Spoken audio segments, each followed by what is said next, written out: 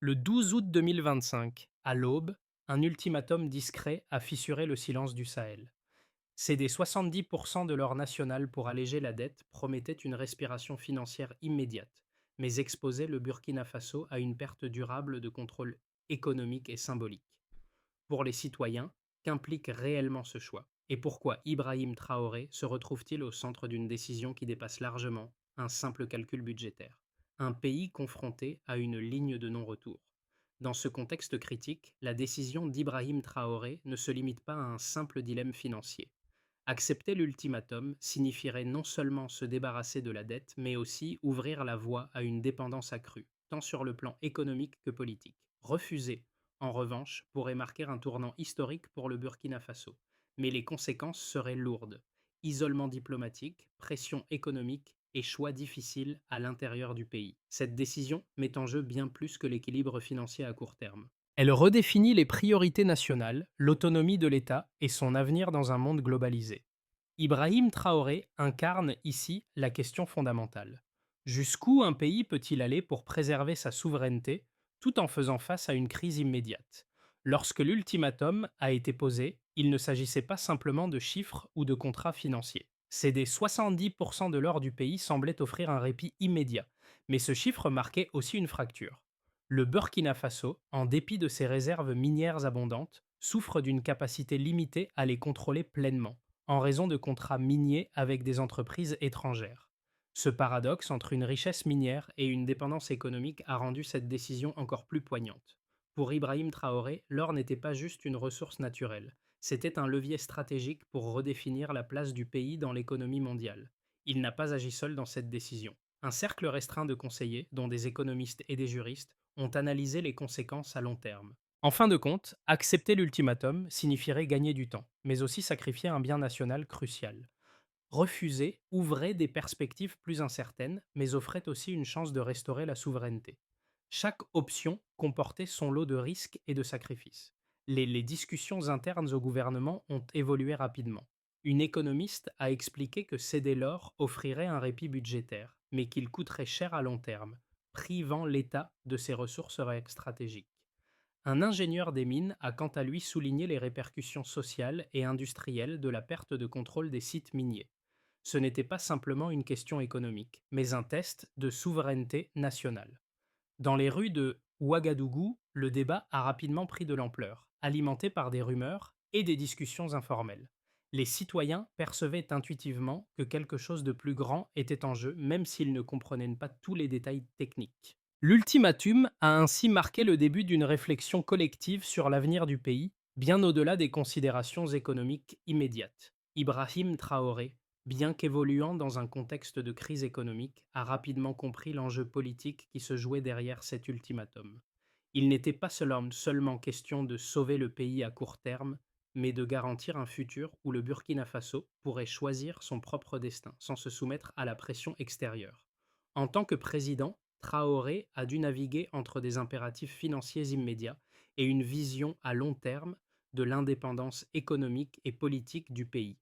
À ses côtés, un petit groupe d'experts et de conseillers a examiné les différents scénarios, y compris les conséquences sociales, diplomatiques et économiques d'une telle décision.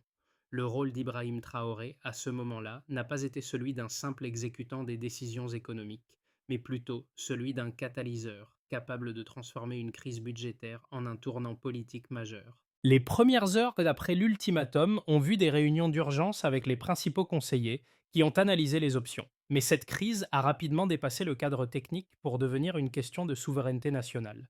La prise de décision a été guidée non seulement par les enjeux économiques immédiats, mais aussi par un besoin urgent de préserver l'autonomie politique du pays, sans céder à la pression des créanciers internationaux. À ce stade, la direction de Traoré s'est distinguée par sa volonté de faire en sorte que les citoyens se sentent également impliqués dans la résolution de cette crise, ce qui a transformé une situation financière complexe en un moment de forte mobilisation nationale. Le 12 août 2025, après la réception de l'ultimatum, les premières réactions ont été internes. Dès l'aube, le gouvernement burkinabé a activé ses protocoles de sécurité pour protéger les sites stratégiques. Ibrahim Traoré, conscient des tensions internationales potentielles, a ordonné de renforcer la surveillance des sites miniers et des axes logistiques vitaux. Ce n'était pas une démonstration de force, mais plutôt un message discret, mais clair. Le Burkina Faso ne céderait pas facilement à des pressions extérieures. À 6h30, l'ultimatum a été officiellement enregistré et dans les minutes qui ont suivi, une série de décisions clés ont été prises. Les sites miniers ont été placés sous haute surveillance, mais l'accent était mis sur la prévention de toute interférence étrangère, plutôt que sur un affrontement direct. L'objectif était de protéger la souveraineté nationale sans provoquer de confrontation ouverte.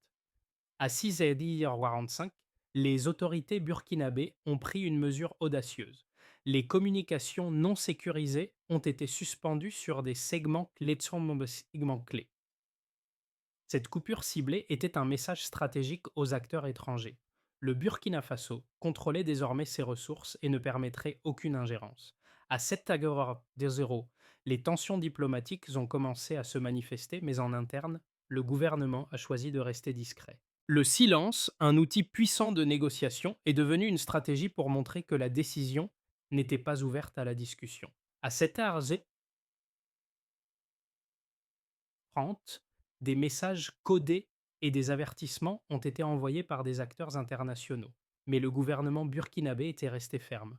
Le temps passait et la situation se cristallisait. À 9h, les médias ont commencé à diffuser des images, notamment un drone montrant des sites miniers sous contrôle gouvernemental, avec un drapeau national bien visible.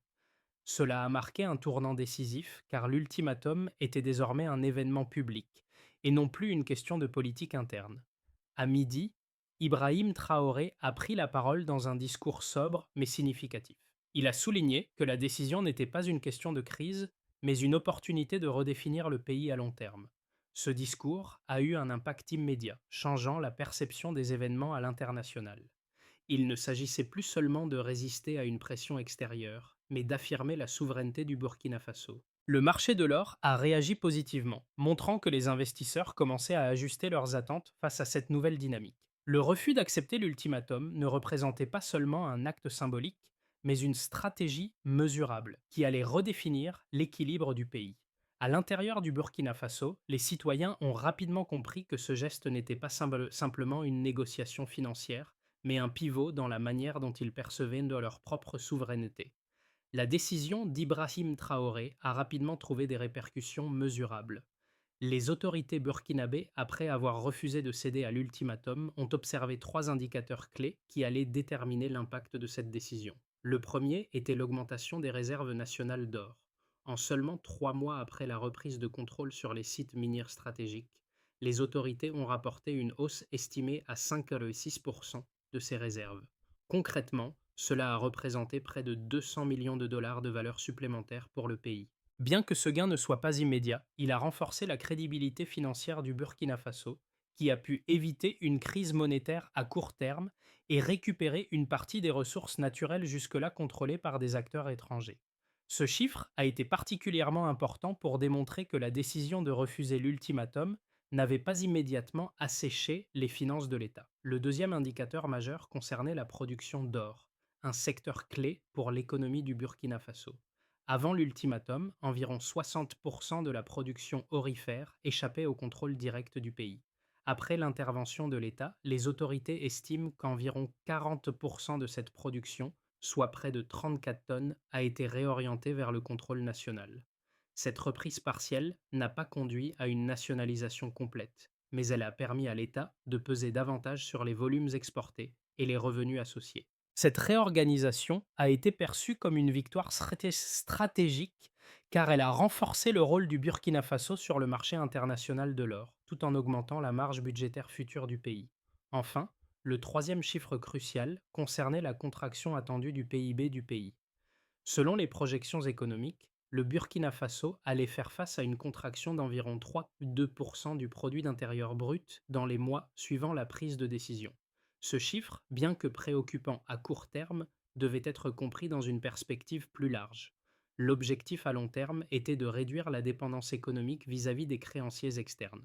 En d'autres termes, cette baisse du PIB représentait un coût temporaire, mais un prix à payer pour recouvrer une souveraineté économique durable. Les économistes proches du gouvernement soulignaient que cette baisse ne devait pas être vue comme un échec, mais comme une transition vers un modèle économique moins vulnérable aux chocs extérieurs. Ces trois indicateurs, la hausse des réserves d'or, la reprise partielle de la production aurifère et la contraction du PIB, ont permis de quantifier l'impact de la décision. Bien que la situation économique du Burkina Faso reste fragile, ces chiffres montre que la souveraineté nationale a été renforcée et que le pays est désormais mieux placé pour gérer ses propres ressources et ajuster ses priorités économiques. Les décisions politiques concernant les ressources naturelles suscitent toujours des débats houleux, et dans le cas du Burkina Faso, ce refus d'accepter l'ultimatum a divisé les analystes. D'un côté, les défenseurs de la ligne prudente estiment que le pays se dirige vers un isolement diplomatique avec des conséquences économiques à court terme. Il pointe du doigt des exemples historiques où des pays ayant pris une position similaire ont souffert de sanctions économiques et d'un déclin rapide de leur économie. Le cas du Zimbabwe, qui a connu une spirale inflationniste après avoir rompu ses accords avec les créanciers internationaux, est souvent cité comme un avertissement. Selon cette lecture, la souveraineté n'a de sens que si elle préserve la stabilité matérielle minimale. Un pays qui se coupe de ses créanciers et partenaires risque de se retrouver dans une situation où il perd non seulement son pouvoir économique, mais aussi sa capacité à maintenir un équilibre social et politique. La question, selon eux, est simple. Jusqu'où un pays peut-il aller dans sa quête de souveraineté sans compromettre ses bases économiques? De l'autre côté, les partisans de la rupture estiment que la décision du Burkina Faso est un acte de résistance nécessaire contre un système international qui ne fait que maintenir les pays riches en ressources dans une dépendance permanente. Selon cette position, continuer à céder sous pression reviendrait à prolonger un cycle déjà défavorable où chaque concession réduit la capacité de négociation future. Les partisans de cette vision citent des exemples de pays qui, à force de reprendre le contrôle de leurs ressources naturelles, ont pu inverser leur trajectoire et améliorer leur autonomie économique. Le Rwanda, par exemple, est vu comme un modèle de renouveau économique grâce à un recentrage sur le contrôle interne des ressources. Pour eux, la souveraineté économique n'est pas une abstraction morale, mais un moyen d'assurer un avenir plus stable et plus équitable à long terme. Entre ces deux lectures, une troisième voix s'élève pour appeler à un juste milieu. Il ne s'agit pas de nier les risques de l'isolement, mais de souligner que la rupture doit être progressive. Une transformation trop rapide pourrait provoquer des tensions internes et des résistances, tandis qu'une transition trop lente risquerait d'être neutralisée par les pressions extérieures renouvelées. La décision du Burkina Faso, selon cette lecture, est un test stratégique visant à mesurer jusqu'où un État peut aller dans sa quête de souveraineté sans franchir le seuil de l'irréversibilité négative. C'est cette vision nuancée qui semble la plus convaincante car elle prend en compte à la fois les risques immédiats et les bénéfices potentiels de la rupture avec les créanciers. La révélation clé de cette crise est apparue dans une simple phrase: le bouclier AES existe bel et bien. Cette phrase, longtemps tenue confidentielle, changea immédiatement la dynamique de la situation. Jusqu'à ce point, beaucoup supposaient que le Burkina Faso agissait seul dans sa résistance, porté uniquement par la volonté politique de son président Ibrahim Traoré. Cependant, la vérité était bien différente. La décision de refuser l'ultimatum ne reposait pas uniquement sur les épaules du Burkina Faso, mais faisait partie d'un accord plus vaste et plus stratégique impliquant également le Mali et le Niger. Ce bouclier ne se limitait pas à une simple alliance déclarative. Il reposait sur des engagements concrets en matière de défense, de logistique et de sécurisation des ressources stratégiques. Pour Ibrahim Traoré, cette révélation fut un tournant crucial, car elle démontait l'idée d'une position isolée et mettait en lumière une solidarité régionale prête à soutenir le Burkina Faso. Sur le plan diplomatique, cela renforça la position du pays. À partir de ce moment, les pressions extérieures prenaient une autre ampleur. L'idée d'une rupture isolée se transforma en un défi régional plus large. Pour les observateurs internationaux, cette alliance renforcée a redéfini les calculs géopolitiques dans la région du Sahel. Les conséquences immédiates de la décision du Burkina Faso sont devenues tangibles dès les premières semaines après le refus d'accepter l'ultimatum. Pour l'État burkinabé, l'impact fut mesuré dans plusieurs secteurs clés. D'abord, la reprise partielle de contrôle des ressources aurifères a permis d'améliorer la structure des recettes fiscales du pays. Environ 40% de la production minière, auparavant sous contrôle étranger, a été réorientée vers l'État, ce qui a conduit à une augmentation de près de 40% des revenus issus de l'or en quelques mois. Ce gain financier, bien qu'important, n'a pas suffi à résoudre toutes les tensions budgétaires, mais il a offert à l'État une certaine marge de manœuvre pour financer des projets nationaux sans avoir recours immédiatement à de nouveaux emprunts. Pour les entreprises, l'impact fut plus contrasté. Certaines sociétés minières étrangères ont immédiatement gelé leurs investissements, préoccupés par l'incertitude juridique et politique. Cependant, d'autres ont entamé des discussions pour renégocier leurs contrats, conscientes que le rapport de force dans le pays avait changé. Cette phase d'incertitude a freiné certains projets à court terme, mais elle a ouvert la voie à des partenariats plus équilibrés, axés sur des bénéfices partagés et une plus grande valeur ajoutée locale. Pour les populations locales, en particulier celles vivant dans les zones minières, les effets se sont fait ressentir sous forme de nouvelles attentes. Avec la promesse d'une meilleure redistribution des revenus tirés des ressources, des discussions ont commencé sur les possibilités d'investissement dans les infrastructures de base, telles que les écoles et les centres de santé. Même si ces projets étaient encore au stade de la discussion, leur simple mention a changé le climat social. Les citoyens ont commencé à percevoir la souveraineté nationale non seulement comme un concept abstrait, mais aussi comme une promesse tangible de changement dans leur quotidien. Sur le plan régional, les implications de la décision du Burkina Faso ont été considérables.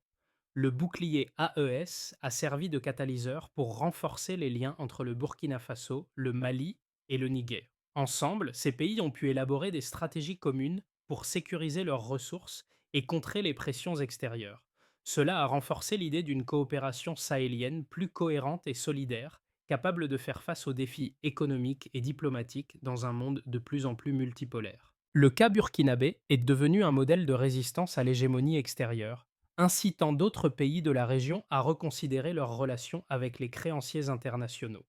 Le refus de l'ultimatum par le Burkina Faso a ouvert plusieurs voies possibles pour l'avenir du pays, qui se divise en trois scénarios distincts, chacun porté par des logiques économiques, politiques et géopolitiques différentes. D'abord, une consolidation prudente.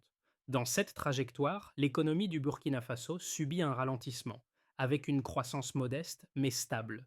Le pays parvient à maintenir ses engagements internes grâce aux revenus supplémentaires générés par le contrôle accru des ressources aurifères. Toutefois, les tensions diplomatiques persistent et la pression exercée par les créanciers internationaux reste forte. Malgré tout, la souveraineté économique retrouvée permet à l'État de poursuivre ses priorités nationales sans avoir à recourir massivement à de nouveaux emprunts. Les services publics restent préservés, mais les investissements à long terme sont ralentis, faute de financements extérieurs. Les partenaires régionaux du Burkina Faso, bien qu'alliés par le biais du bouclier AES, ne parviennent pas à compenser entièrement la perte de flux financiers internationaux. Ensuite, un optimisme régional. Cette trajectoire se caractérise par une accélération de la coopération avec les pays voisins, en particulier le Mali et le Niger, grâce au bouclier AES. Les investissements intra-sahéliens augmentent, soutenus par des partenaires non occidentaux, notamment d'asiatiques, attirés par les ressources naturelles du Sahel.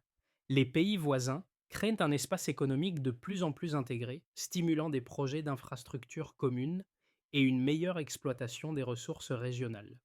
Le Burkina Faso devient un acteur central de cette dynamique, attirant des investisseurs intéressés par un marché plus stable et plus autonome. L'augmentation des recettes fiscales et la réorientation des chaînes d'approvisionnement régionales soutiennent une croissance économique plus robuste et le pays parvient à sortir progressivement de sa dépendance extérieure. Cette voie serait la plus favorable à long terme, permettant au Burkina Faso de se positionner comme un leader régional. Enfin, un pessimisme international, où les pressions extérieures s'intensifient, les sanctions ciblées et la raréfaction des financements internationaux pèsant lourdement sur l'économie du pays. Le Burkina Faso connaît une inflation croissante et une hausse des coûts des importations essentielles. Les tensions sociales s'accentuent, notamment dans les zones urbaines où la population commence à ressentir le coût de la rupture avec les créanciers. Cependant, malgré ces difficultés, l'État utilise ses ressources aurifères comme amortisseur minimal, évitant un effondrement total. Bien que l'équilibre social soit précaire, le pays conserve une certaine cohérence politique. grâce à la solidité de la direction de Traoré et à l'unité autour de la souveraineté retrouvée.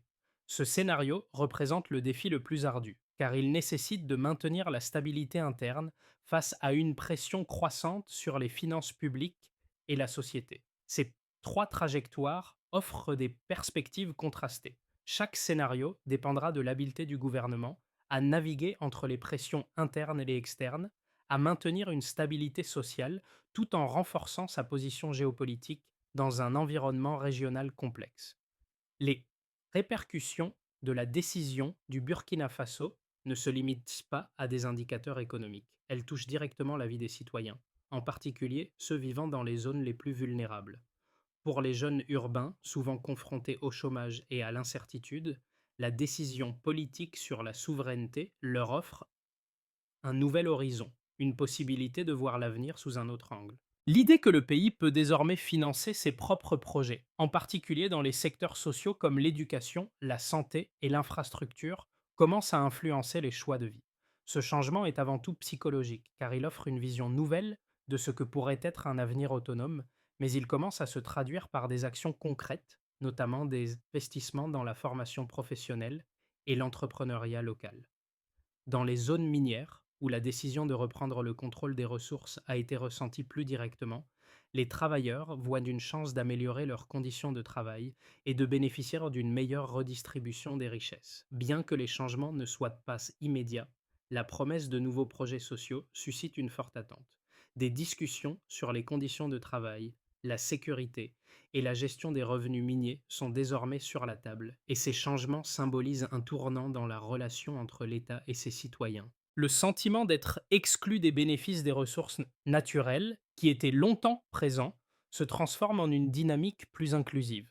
Pour les ménages urbains, les effets sont plus ambivalents. L'augmentation des prix, la hausse de l'inflation et l'incertitude sur les importations affectent leur quotidien.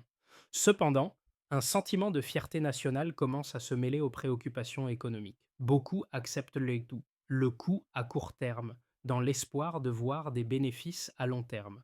Ils attendent des signes clairs que la transition vers une souveraineté économique se traduira par des améliorations tangibles de leur qualité de vie. La voie vers une souveraineté économique durable pour le Burkina Faso nécessite une série de mesures concrètes et stratégiques pour assurer une transition stable tout en répondant aux attentes de la population. La première étape du processus sera de sécuriser les ressources naturelles du pays, notamment l'or. Les autorités doivent mettre en place des unités mixtes, combinant forces de sécurité et autorités civiles pour garantir l'intégrité des sites miniers et des axes logistiques vitaux. L'indicateur clé ici sera l'absence de sabotage et la continuité de la production. La deuxième étape concerne la révision des contrats miniers existants. Un comité d'experts, regroupant économistes, juristes et ingénieurs, devra procéder à l'examen des accords miniers en place. L'objectif n'est pas de rompre systématiquement avec les partenaires étrangers, mais de renégocier certains aspects des contrats pour s'assurer que les revenus générés par l'exploitation minière bénéficient davantage à la population locale. La part de la valeur ajoutée conservée localement sera au centre de cette révision, mesurée à travers les recettes fiscales, l'emploi et les investissements sociaux. La troisième étape portera sur les infrastructures. Les recettes supplémentaires générées par le contrôle renforcé des ressources doivent être utilisées pour financer des projets visibles et concrets, tels que des routes, des écoles et des centres de santé dans les zones minières. Ces projets permettront non seulement d'améliorer les conditions de vie des populations locales, mais aussi de renforcer l'acceptabilité sociale de la transition. Enfin, la quatrième étape se concentrera sur la dimension régionale. Le bouclier AES n'est pas uniquement un outil de sécurité, mais aussi un cadre pour la coopération économique. Harmoniser certaines politiques minières et logistiques avec les pays voisins contribuera à réduire la vulnérabilité individuelle de chaque État et à construire un Sahel plus solide économiquement.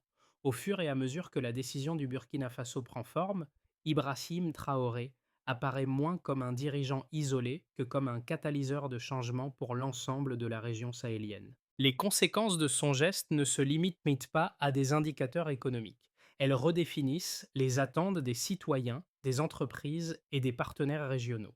Le symbole du drapeau national flottant au-dessus des sites miniers reprend son sens dans ce contexte. Ce n'est plus un simple drapeau, mais un symbole vivant de souveraineté, une promesse de dignité et de contrôle sur les ressources nationales. Pour les Burkinabés, ce geste marque un tournant. La souveraineté, longtemps perçue comme un idéal abstrait, devient désormais une expérience vécue, et pour beaucoup, un espoir tangible d'un avenir meilleur. Cela marque le début d'une nouvelle ère où les choix économiques du pays ne seront plus dictés de l'extérieur, mais construits à l'intérieur, avec un objectif de durabilité et d'équité.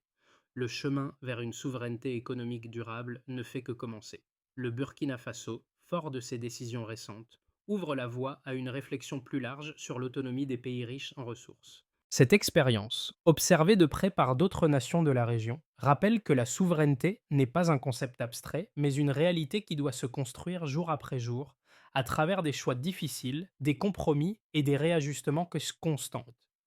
À ceux qui suivent de près cette évolution, la question est désormais de savoir jusqu'où un pays peut aller dans la quête de sa souveraineté sans sacrifier son équilibre interne.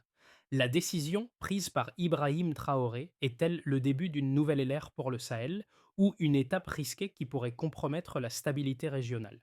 La conversation reste ouverte et c'est ensemble, à travers des dialogues constructifs et des actions mesurées, que les solutions seront trouvées.